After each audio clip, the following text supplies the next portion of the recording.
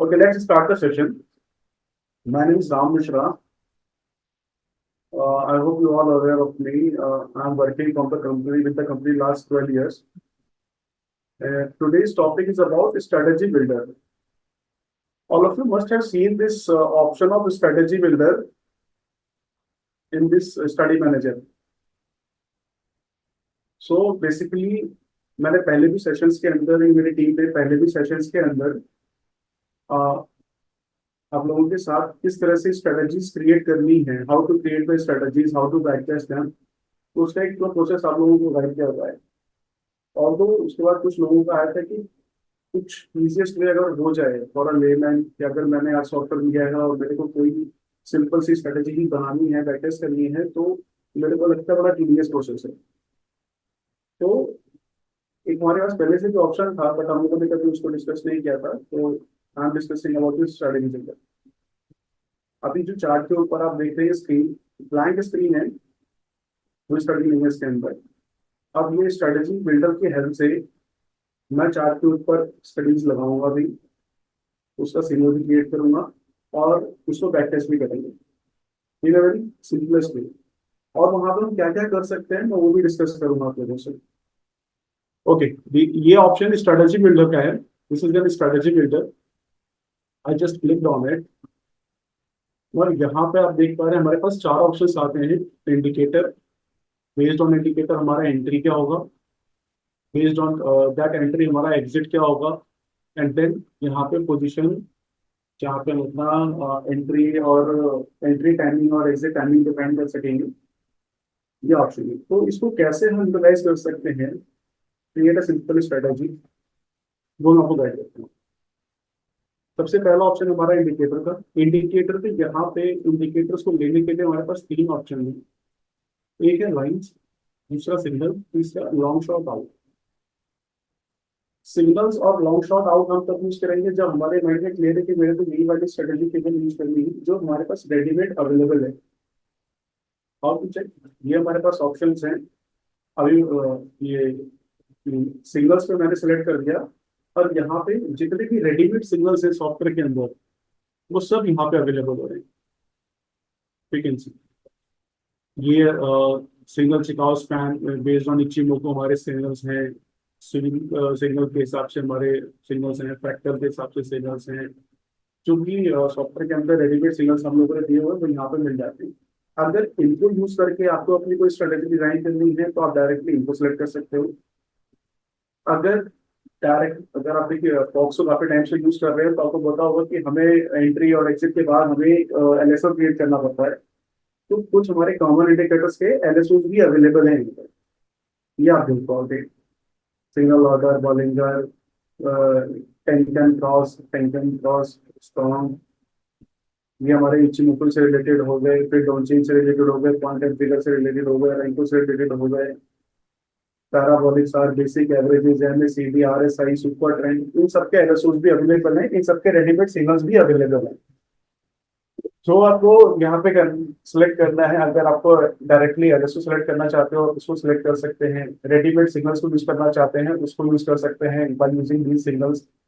अगर आप अपना क्रिएट करना चाहते हैं बाय चेंजिंग एनी इनपुट और एनी एवरेज, इनपुट से मेरा मतलब है सपोज करो हमने कोई दो भी एवरेज ले ली और एक एवरेज का इनपुट दूसरे एवरेज में डाल दिया, इस तरह का भी कुछ कॉम्बिनेशन अगर आप बनाना चाहो बना सकते हो। सो लेट्स डिस्कस इट कि कैसे हम इसको कर सकते हैं। अभी मैं यहाँ पे लाइन कर रहा हूँ, एकदम सिंपल वे में लेके चल रहा हूँ। स्टेप वन से मैं ये कंसिडर कर रहा हूँ अभी किसी को रेडीमेड सिग्नल्स के अवेलेबल नहीं है, एलएसओ क्या होते हैं नहीं पता, तो उस केस में हम क्या करेंगे उसको होता है। यहाँ पे हमने लाइन सेलेक्ट किया तो जितने भी हमारे पास लाइन बेस्ड इंडिकेटर्स और एवरेजेस होंगे वो सारे यहाँ पे आपको अवेलेबल हो जाएंगे। आप देख सकते हैं अब जो भी एवरेज आपको चाहिए उस एवरेज को आप यहाँ पे सिलेक्ट कर सकते हो। मैं एक सिंपल सी स्ट्रेटेजी डिस्कस करता हूँ based on T3 and TNA, that is TEMA. अगर उसको हम यूज करते हैं तो कैसे हम उसमें इनपुट चेंज करके उस पर एंट्री बना सकते हैं, एग्जिट बना सकते हैं, और एक सर्टेन परसेंटेज का टारगेट और स्टॉप लॉस लेकर के हम कैसे उसको बैकटेस्ट कर पाएंगे, वो मैं इसको डिस्कस करता हूँ। तो वो डिस्कस करूंगा तो इस मॉड्यूल का आपको एक क्लैरिटी मिल जाएगी कि how simply we can create any strategy. Okay, तो सबसे पहले मैं एक वेटेड मूविंग एवरेज लूंगा। वेटेड मूविंग एवरेज इससे लूंगा कि उसके बाद जो भी इंडिकेटर यूज करूंगा उसमें उसको एज ए स्मूथनिंग फैक्टर में लूंगा। तो वेटेड मूविंग एवरेज लेने के लिए मेरे पास यहाँ पे एक एवरेज का ऑप्शन है। ठीक है, जब मैंने एवरेज सेलेक्ट कर लिया, यहाँ पे मेरे पास ऐड का बटन है। I will click on this add button. Add button पे मैंने क्लिक किया तो मेरे पास यहाँ ऑप्शन आ गया कि आपको एवरेज कौन सी लेनी है और कितने बार के लिए। ठीक है, लेट्स से मैंने कहा मुझे सिर्फ 5 बार की एवरेज चाहिए और वेटेड चाहिए। तो एवरेज टाइप के अंदर ड्रॉप डाउन पे मैंने क्लिक किया और यहाँ से इसको मैं चेंज कर दिया।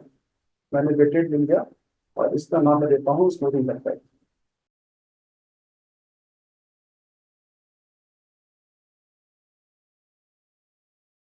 स्मूथिंग फैक्टर मैंने इसका नाम दे दिया।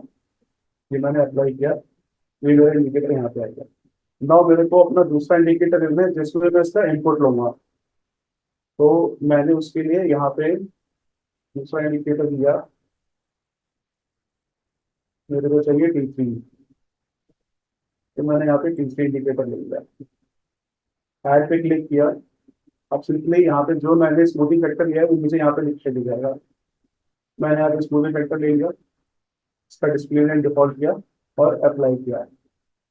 राइट, नाउ तीसरा जो मेरा फाइनल इंडिकेटर होगा that will be TEMA, triple exponential moving average. मैंने इस पे ऐड पे क्लिक किया। अब इसमें मैं इनपुट लूंगा T3 का और एवरेज लगाऊंगा 50 बार की। T3 का इनपुट लिया और एवरेज लगाया मैंने 50 बार की और इसका नाम मैंने दे दिया T3 टेमा। जो भी आपको नाम देना, नाम you can decide your own name, बस आपको पता होना चाहिए what you have plotted here. Next किया, थिकनेस बढ़ाया, कलर चेंज कर दिया इसका एंड अप्लाई कर दिया। तो मैंने अपना बेस इंडिकेटर लिया जिसके ऊपर मुझे काम करना है। मैंने सबसे पहले अपना स्मूथिंग फैक्टर लिया, उसको T3 के अंदर डाला और T3 को मैंने टेमा के अंदर डाला। मेरी वर्किंग टेमा होगी, टेमा पे होगी 50 बार को। तो अब ऐसा मैं कर रहा हूँ, ऐसा कोई गारंटी नहीं है कि ये वाला सेटअप बहुत अच्छा वर्क करेगा।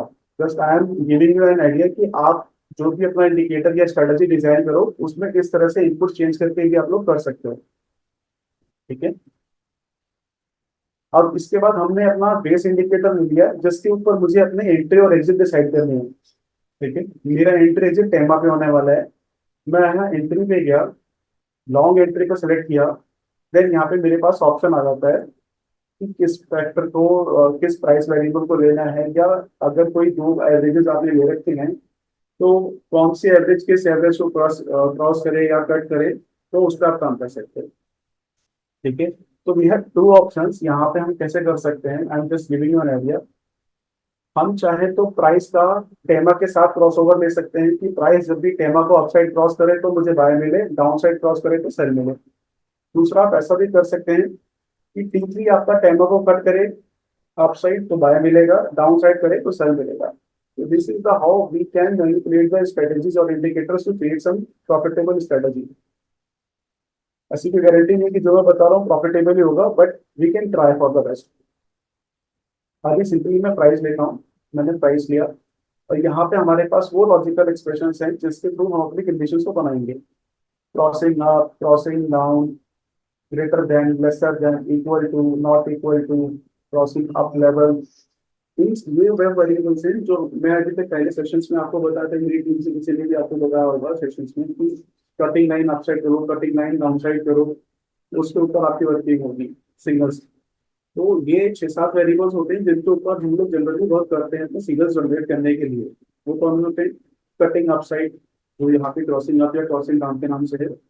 Cutting upside, cutting down side, cutting level up, cutting level down, is above level, is below level, is above line, is below line.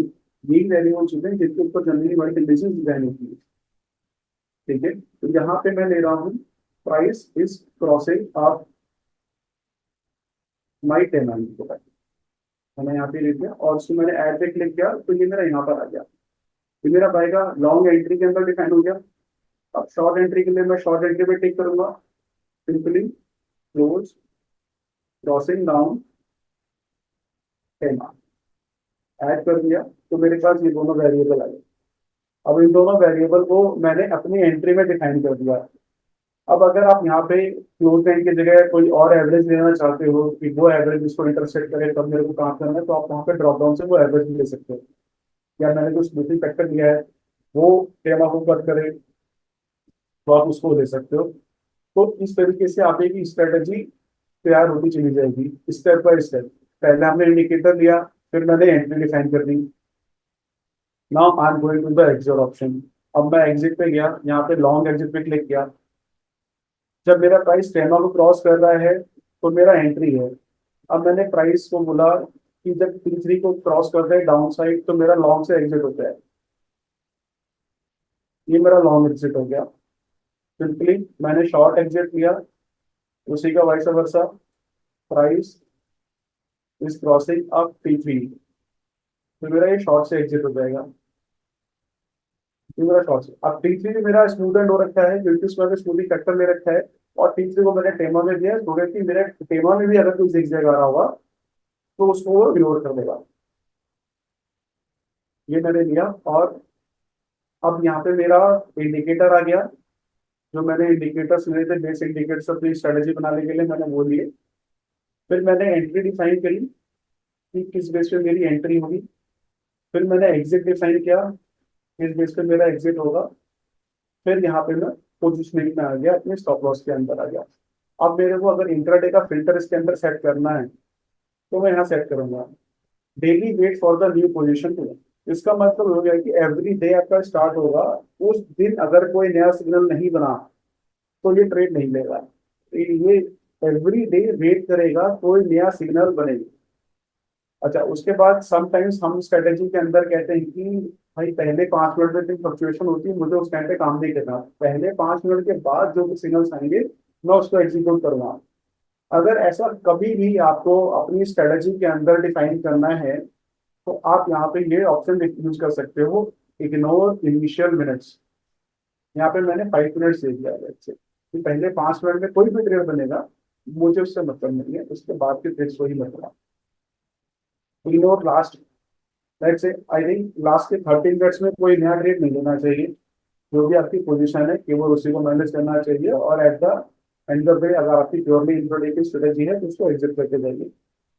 तो अगर आप भूल जाते हैं तो यहाँ पे एग्जिट के अंदर हम डिफाइन कर सकते हैं कि लास्ट मिनट से 5 मिनट पहले मेरी पोजीशन एग्जिट हो जाए।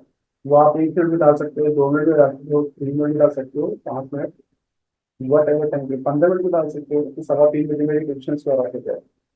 ऐसा भी आप कर सकते हो। ये तो हमारा हो गया इंटरडे का रूल, जहां पे हमने रूल दिया कि 5 मिनट में पहले 5 मिनट इग्नोर हो जाएं, लास्ट के 30 मिनट्स में कोई नया ट्रेड नहीं हो, और लास्ट 5 मिनट्स के पहले मेरा एग्जिट हो जाए। ठीक है, ये मैंने इंट्राडे का रूल डिफाइन कर दिया। देन यहाँ पे मैंने स्टॉप लॉस एंड टारगेट अपना दिया। अभी यहाँ पे percentage, ATR, SD, previous high low और in terms of in this terms of आप स्टॉप लॉस डिफाइन कर सकते हो। करेंटली मैं परसेंटेज ले रहा हूँ। जब मैंने परसेंटेज दिया तो मेरा बार्स इनएक्टिव हो गया, तो कोई रोल नहीं है यहाँ पर। ये मेरा ATR और LSD मल्टीपल्स में ही वर्क करता है। स्टॉप लॉस मैंने डिफाइन कर दिया 1% का, टारगेट मैंने दे दिया 10 टाइम्स का।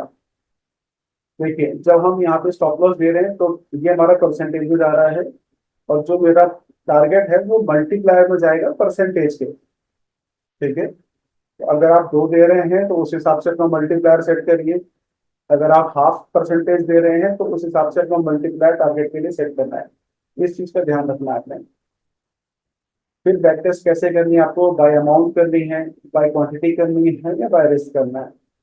तो बाय क्वांटिटी हम करेंगे, एक प्लॉट पे या एक नंबर ऑफ शेयर्स के ऊपर हम करेंगे तो उसको हम बाद में मल्टीप्लाई कर सकते हैं और अपना देख सकते हैं। मैंने इस पे किया और मैं अप्लाई कर रहा हूँ। जैसे ही मैंने अप्लाई किया तो मेरी स्ट्रेटेजी यहाँ पे रेडी होकर आ गई, जिसमें मेरा स्मूथिंग फैक्टर आ गया, T3 आ गया। T3 टेमा जो मैंने इंडिकेटर बनाया था वो आ गया। उसके हिसाब से लॉन्ग की एंट्री, शॉर्ट की एंट्री, लॉन्ग का एग्जिट, शॉर्ट का एग्जिट। फिर मेरा LSO बना। LSO के बाद ये फाइनल LSO बना। फाइनल LSO के अंदर हमने जो टाइम डिफाइन किया है उसके अकॉर्डिंग फिर मेरा स्टॉप लॉस एंड टारगेट आ गया, और उसका बैक टेस्ट। तो ये सारी स्टडी वो उन्हीं सिलेक्शन से जो अभी हमने पिछले 15 मिनट के अंदर किया है, उसी के अंदर से बन के मेरी 15 मिनट में स्ट्रेटेजी तैयार हो गई। तो this is how we can create a simple strategy, जहाँ पे बहुत ज्यादा आपको कोई लॉजिक नहीं है, या फिर जो हमारे रेडीमेड सिग्नल्स हैं, अभी मैं एक रेडीमेड सिग्नल्स को भी यूज करके एक स्ट्रेटेजी बनाता हूँ, उसमें आपको शो कर देता हूँ। तो इसके अकॉर्डिंगली कैसे आपने स्ट्रेटेजी को क्रिएट किया, उसको बैक टेस्ट किया, मेरे पास ये फाइनल आउटपुट आता है। अभी मैंने ये निफ्टी के ऊपर लगा रखा है, तो निफ्टी में मुझे ये दिखा रहा है कि पिछले 1 साल के ऊपर अगर इसके ऊपर काम किए होते तो हमारे पास 948 पॉइंट्स का प्रॉफिट है इसमें, विच इज शोइंग अस। अब अगर इसी में हम टाइम फ्रेम चेंज करके देखना चाहें कि अगर इसी स्ट्रेटेजी को अभी मैंने 75 मिनट रखा हुआ है, अगर इसको मैं 1 घंटे पे, 5 मिनट पे, 15 मिनट पे, 30 मिनट पे करता तो मेरे पास क्या आउटपुट आता, कितने पॉइंट्स मुझे मिलते, हम यहाँ पे उसको देख लेते। या फिर यहाँ पे मैं निफ्टी फ्यूचर लगा देता हूँ, तो अगर मैं कॉन्ट्रैक्ट पे काम कर रहा होता कंटिन्यूसली निफ्टी पे पिछले 1 साल के अंदर, तो मेरे पास क्या आउटपुट आता वो हम देख लेते हैं। 21,000 का प्रॉफिट हमें दिखा रहा है। बैक टेस्ट पे मैंने क्लिक किया, तो ये ड्यूरेशन भी आपको चेक करा देता हूँ, 17 मई से लेके अभी तक का। ठीक है, अब इंट्राडे हिस्ट्री मैंने कितनी रखी हुई है उसके ऊपर भी डिपेंड करेगा मेरा प्रॉफिट लॉस। वहां पे तो हमने ड्यूरेशन 1 साल का रखा हुआ, बट हमारे पास चार्ट में भी इंट्राडे 1 साल। अब यहाँ पे 200 दिन ही है, तो मतलब पूरे है नहीं, उसको मैं 300 कर देता हूँ। 252 ट्रेडिंग डेज होता है हमारे 1 साल के अंदर। कैलेंडर का 1 साल दे रखा है, तो 250 ट्रेडिंग डेज उसको मिलेंगे। तो मैंने यहाँ पे लिख किया 300 दिन। सिमिलरली मैं चार्ट पे भी इसको सेट करता हूँ।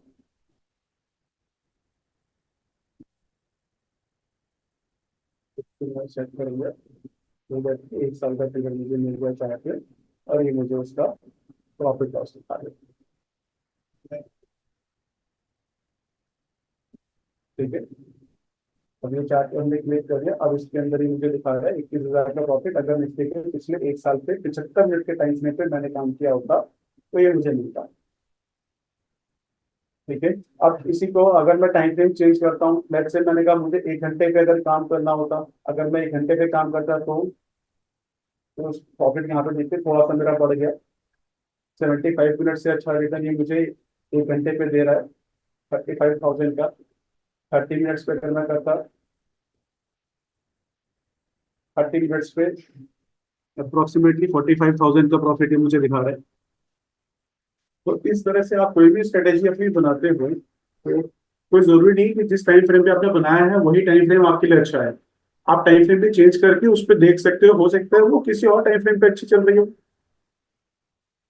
ठीक है, इस तरीके से अब कोई स्टॉक आप चेंज करना के, यहाँ पे आप स्टॉक अपना चेंज करके देख सकते हो, उसका भी दिखा देगा। लाइक ये मैंने स्टॉक चेंज किया,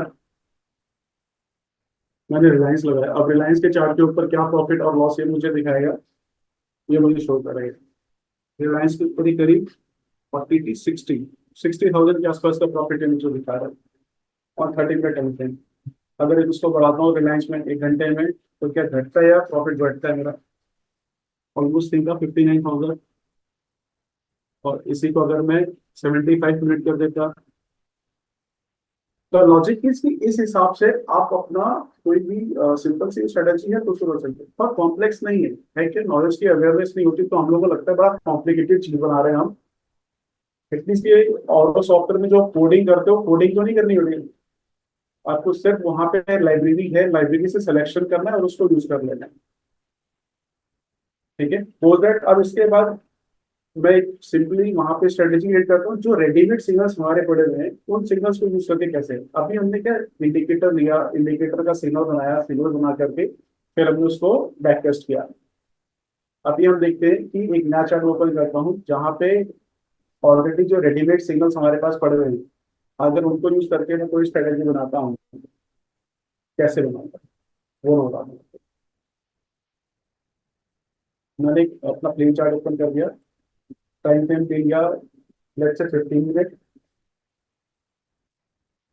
एंड देन यहाँ पर अगेन स्टडी मैनेजर में गया। नाउ स्ट्रेटेजी बिल्डर के अंदर आया। इस स्ट्रेटेजी बिल्डर के अंदर यहाँ पे मेरे पास अगेन वही ऑप्शन आ गए, इंडिकेटर, एंट्री, एग्जिट, पोजीशन। अब आप लोगों को इसमें दिक्कत नहीं आएगी अगर आप खुद से भी प्रैक्टिस करोगे, तो आई एम डैम श्योर कि आप अपनी स्ट्रेटेजी बना के ले जाओगे, जो यहाँ पे अवेलेबल इंडिकेटर्स को यूज करके आप बनाएंगे। ठीक है, अगर कोई आपका कोई कॉम्प्लेक्स कॉम्पोजिशन नहीं है तो आप इजीली यहाँ से बना सकते हो, अगर सिंपल स्ट्रेटेजी आती है तो। ठीक है, रेडीमेड सिग्नल्स में हम गए। अब यहाँ पे सिग्नल्स में गए तो ये सारे सिग्नल्स हमारे पास अवेलेबल है। ठीक है, अब ये स्विंग डाइवर्जेंस का सिग्नल है, आपका चिकाउ स्पैन का है, सेंको का है, कुमाओ का है, ये सब हमारे उसके हैं, इचिमोक हो गए। फिर देखिए यहाँ पे एक सिग्नल है इंट्राडे फर्स्ट बार ब्रेकआउट, जिसको ओपन रेंज ब्रेकआउट भी कहते हैं या ओआरबी के नाम से भी मार्केट में फेमस है। जो भी इंट्राडे की फर्स्ट बार होगी उसका हाई या लो ब्रेक होगा, तो उसके ऊपर हमको सिग्नल जनरेट मिलेगा। राइट।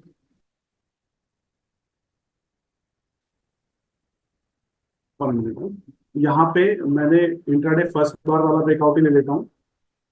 इसको हमने लिया और ऐड पे क्लिक कर दिया। जैसे हमने ऐड पे क्लिक किया तो ये पूछेगा कि कितने मिनट की टाइम फ्रेम की कैंडल का आपने हाई और लो लेना है। करेक्ट। तो यहाँ पे बाय डिफॉल्ट 15 मिनट है, चार्ट भी मैंने 15 मिनट का ले रखा है, तो मेरे लिए ओके है। इसको इंट्राडे फर्स्ट बार ब्रेकआउट का नाम देते हैं और अप्लाई करते हैं। इसका सिग्नल मेरे पास आ गया। एंट्री पे आते हैं, लॉन्ग एंट्री। इसको हमने सिलेक्ट, डायरेक्टली मैंने सिग्नल सिलेक्ट किया। ये मुझे ऑप्शन दे रहा है बाय वाले सिग्नल में मुझे बाय करना है। मैंने सिंपली लिया और इसको सिलेक्ट किया और सेल वाले में मुझे सेल। देखिए अब जो रेडीमेड सिग्नल से उससे और भी कितना आसान हो गया। पहले तो हमने लाइन सेलेक्ट करी, अगर मेरे पास रेडीमेड सिग्नल्स में मेरी लाइंस तो थी नहीं, तो मुझे लाइंस लेना था। मैंने लाइंस लिया, फिर उसका क्रॉस अप क्रॉस डाउन बनाया, फिर उसका एग्जिट बनाया। अब रेडीमेड सिग्नल में उसी सिग्नल पे आपकी एंट्री है, उसी सिग्नल पे आपका एग्जिट एग्जिट सॉरी शॉर्ट है। तो बाय और सेल से बाइफरकेट हो गया हमारा, बाय का बन गया सिग्नल और सेल का सिग्नल बन गया। अब यहाँ पे एग्जिट के लिए एज सच में रोल नहीं है, क्योंकि हम ओआरबी पे काम कर रहे हैं। या तो मेरा स्टॉप लॉस जाएगा इन टर्म्स ऑफ परसेंटेज या प्रीवियस कैंडल के हाई लो पे, इस थ्योरी के अंदर। तो एग्जिट को मुझे कुछ डिफाइन करने की जरूरत नहीं है, सीधा मुझे पोजीशन में जाना है। मैंने यहाँ पे अपना इंट्राडे का रूट सेट किया कि मैं इंट्राडे में ही काम करूंगा।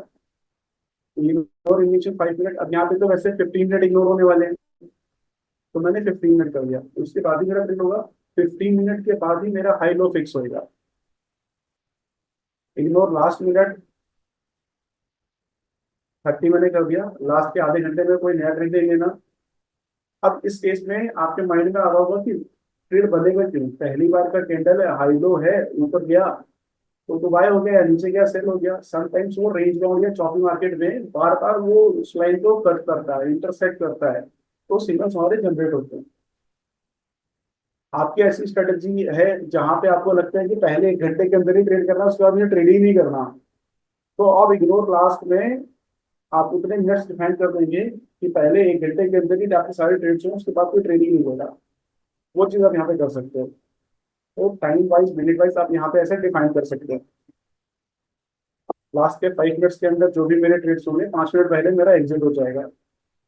स्टॉप एंड टारगेट लिया, अगेन 1% का टारगेट एंड 10% का स्टॉप लॉस, बाय क्वांटिटी और अप्लाई। ठीक है, चार सिलेक्शन में मेरी वो ओआरबी की स्ट्रेटेजी रेडी हो गई। और जब भी ओआरबी बनेगा ये आपको अपना ट्रेड दिखा देगा, उसका क्या प्रॉफिट लॉस आएगा वो भी दिखा देगा। अब देखिए क्यूमुलेटिव प्रॉफिट, एक यूजर ने मेरे से कहा था कि मेरे को क्यूमुलेटिव प्रॉफिट लॉस से मतलब नहीं है, अगर आप मेरे को दिखा सकते हो कि मेरा उस दिन का क्या प्रॉफिट लॉस हुआ जिस दिन मेरा ट्रेड हुआ, तो वो भी आप यहाँ पे देख सकते हैं। बैक टेस्ट के अंदर यहाँ पे ऑप्शन है डे प्रॉफिट का, ट्रेड प्रॉफिट का, तो आप ट्रेड प्रॉफिट को ले सकते हो। एवरेज प्रॉफिट को देखना है तो वो देख सकते हो, भाई पर ट्रेड में एवरेज प्रॉफिट क्या मिल रहा है आपको। तो बहुत सी आप लोग स्ट्रेटेजी जब सोचते हो या क्रिएट करते हो, तो आप लोग सोचते हो इतना एवरेज प्रॉफिट अगर मेरे को मिल जाता है तो मेरे लिए ठीक है। एक ट्रेड में बहुत ज्यादा मिल गया, एक ट्रेड में बहुत कम मिल गया, बट एवरेज क्या है।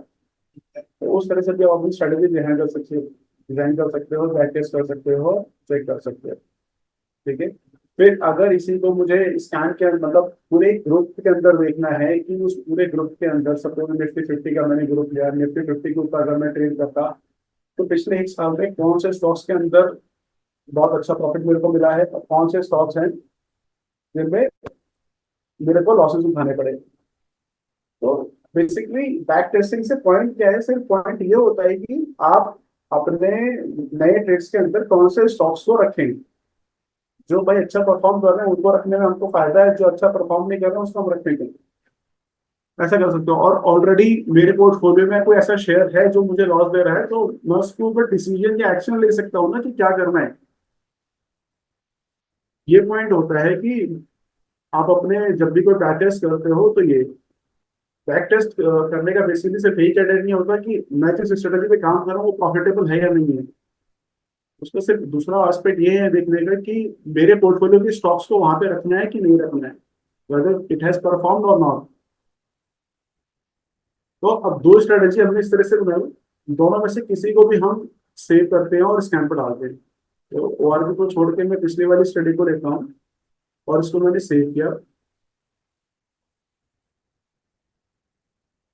स्टेट है 17 में 2024, और इसको सेव कर दिया, आज की डेट से मैंने सेव कर दिया ना।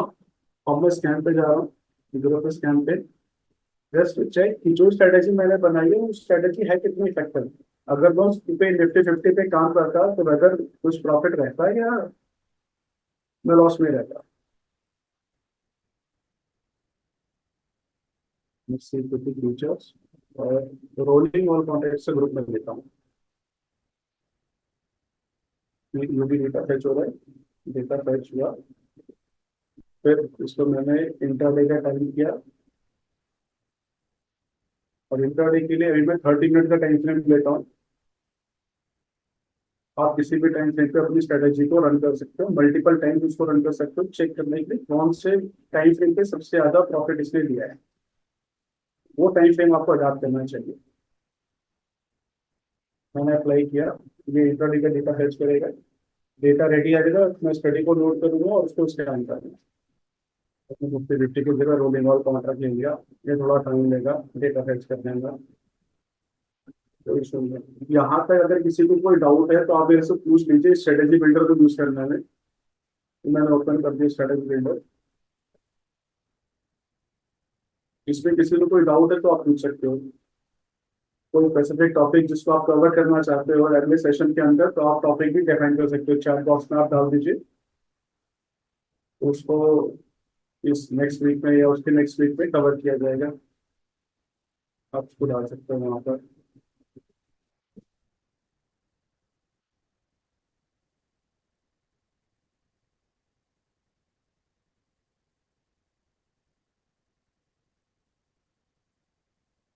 बहुत सारे होने वाला है, काफी इजी वे है। अगर आपको माइंड में नहीं रहता कि कटिंग लाइन लेना है, कटिंग डाउन लेना है या ग्रेटर साइड लेना है या क्या लेना है, तो आप स्ट्रेटेजी बिल्डर को जाएंगे तो वहाँ पे अपना इंडिकेटर सेलेक्ट करिए।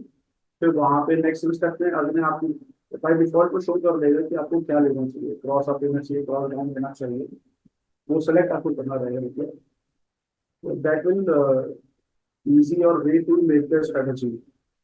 हाँ, अगर आपकी स्ट्रेटेजी में थोड़ी सी कॉम्प्लेक्सिटी है कि हाँ सर्टेन कैंडल के हाई को ब्रेक करे या लो को ब्रेक करे, इन बिटवीन भी जहाँ पे सिग्नल आया है, फिर स्ट्रेटेजी बिल्डर को हमें छोड़ना पड़ता है। अदरवाइज हम स्ट्रेटेजी बिल्डर के सारी नो कॉम्प्लेक्सिटी, तो आप उसको यूज कर सकते हैं।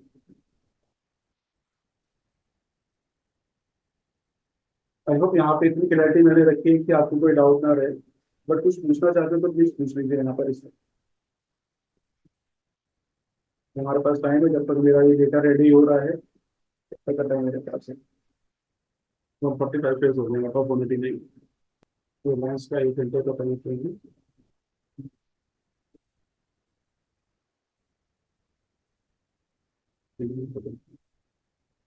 हमें किसी टाइम फ्रेम को मैंने 5 मिनट तक आ जाते हैं, 5 मिनट में मुझे लास्ट हो जाए।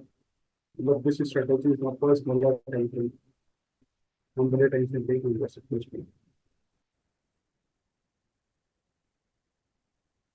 तो जब भी कोई स्ट्रेटेजी आप क्रिएट करते हो तो इस चीज का ध्यान रखना चाहिए कि वो उस टाइम फ्रेम पे ही सूटेबल है, आगे पीछे भी हम उसको देख सकते हैं। अगर यहाँ पे आप देख रहे होंगे एनालिसिस के अंदर कैरेक्टरिस्टिक सबसे लास्ट वाले ड्रॉप डाउन में जो आपको यहाँ फिगर दिखा रहा है, दैट इज 597, बेसिकली ये मल्टीप्लाइड बाई 10 होगा। आप इसी के नीचे देखेंगे आप 40T 20T, मतलब ये 40,000, 40,000 20,000 वो फिगर में। दैट्स व्हाई आई सेड कि 59,000 है। इस पे काफी लोग कंफ्यूज हो जाते हैं कि यहाँ पे तो दिखा कुछ और रहा है और हम बोल कुछ और रहे हैं, बट ये इसको मल्टीप्लाई बाई 10 करना। ये स्ट्रेटजी एनालिसिस का एक ऑप्शन हमारे पास आता है बैक टेस्टिंग के लिए, जब हमने कोई बैक टेस्टिंग करनी है तो यहाँ पे उसका कंप्लीट डिटेल्स में अगर एनालिसिस करनी है तो आप स्ट्रेटजी एनालिसिस में जा सकते हो। ये या टोटल कितने ट्रेड्स हुए, उसका टर्नओवर कितना हुआ, नेट में कितना आया आपके पास, एवरेज कितना रहा पर ट्रेड का, ये कंप्लीट रेशियो आपको दिखा देता है। ठीक है, जैसे अभी नेट में मेरे को दिखा रहा है 59,715 का profit in Reliance over a period of 1 year. उसमें टोटल 93 ट्रेड्स हुए, 48 प्रॉफिट के, 45 लॉस के। ऑलमोस्ट अगर देखा है तो 50-50% की स्ट्रेटेजी है। ठीक है, ये आपको शो कर देता है। कभी भी आप अपनी बैक टेस्टिंग करते हो तो ये चीज आपको वहाँ पे शो देख सकते हो कि आपका कैप्चर एफिशिएंसी क्या है, प्रॉफिट फैक्टर क्या है, रेशियो क्या चल रहा है, परसेंटेज का क्या है उसमें। और अगर डिटेल्स में आपको देखना हो तो एनालिसिस डिटेल्स पे आप क्लिक करेंगे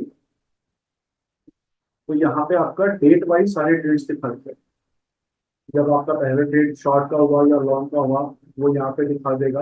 कितनी बार से वो ट्रेड कंटिन्यू रहा, जैसे 3 बार पे कंटिन्यू रहा, एंट्री क्या थी, एग्जिट क्या था, टारगेट क्या था।